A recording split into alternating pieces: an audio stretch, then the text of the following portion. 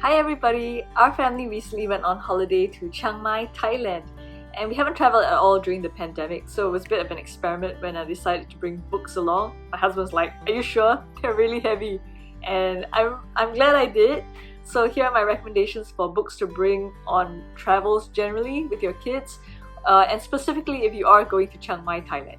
The first book is Pandemics for Babies. The language in it is still quite complex, but this illustration is helpful. Whatever mode of travel you might be taking, you can explain to the children that there are some risks involved and you have to do certain things like swab tests for viruses maybe. Or the doctors? Or the doctors? Yeah, what did he say? Who said Yeah. Did you do that? Yeah. Yeah. But that all these measures are there to keep them safe, and they can do other things to stay safe, like wear a mask and wash their hands often. So very reassuring book. I think you can tell that we are big Peppa Pig fans in this family. So there are quite a few books where Peppa goes traveling, and actually the image of Peppa packing her little bag gave me an idea to get a little suitcase for Emmanuel. I got it at Lilywood Social. Shout out to my friend Brenda, you're always so helpful, thank you. And that was great because it really gave her a sense of responsibility. It helped her feel really involved in the trip. Together we packed her bag. I helped her, gave her the choice of what snacks she wanted to bring. She carried her own change of diapers and she carried this little book. And you know, we pointed out to her the conveyor belt at the airport. What do you have in your bag? I really like the humorous tone of the Peppa Pig books and the TV shows. Some people have told me that they're quite uncomfortable when Peppa says things like "silly daddy" on the TV show because it's a bit rude. So she doesn't say that kind of thing in the books, so they're pretty good to use. And also, in this book, Peppa keeps leaving Teddy behind, right? So it's a good one to kind of remind your children to take responsibility for their own belongings.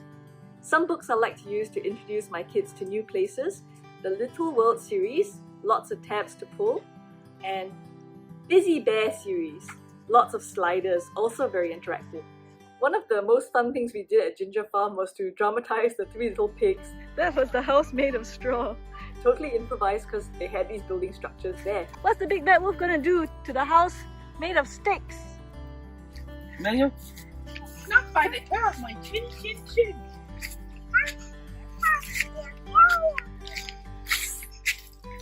Oh, the sticks are falling down!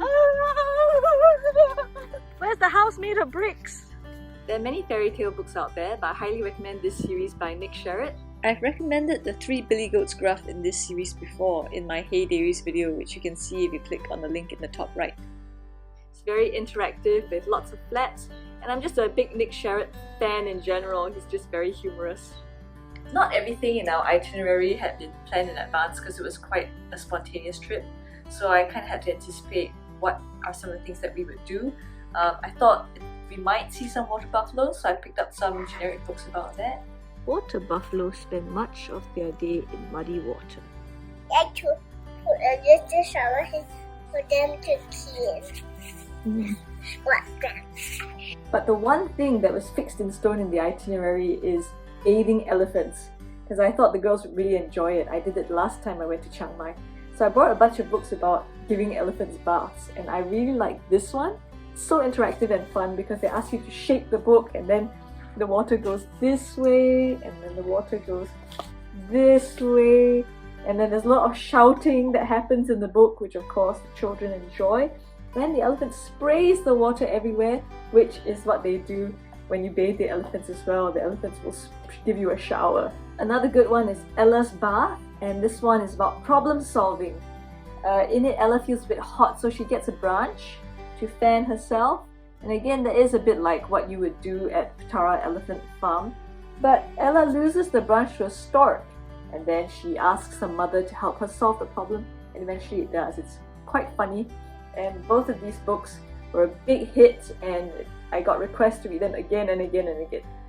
All of these books are available from the National Libraries in Singapore. Either that, or you can look at the links below to see where to buy them. If you like this video, do subscribe for more. Thanks for watching. Bye bye!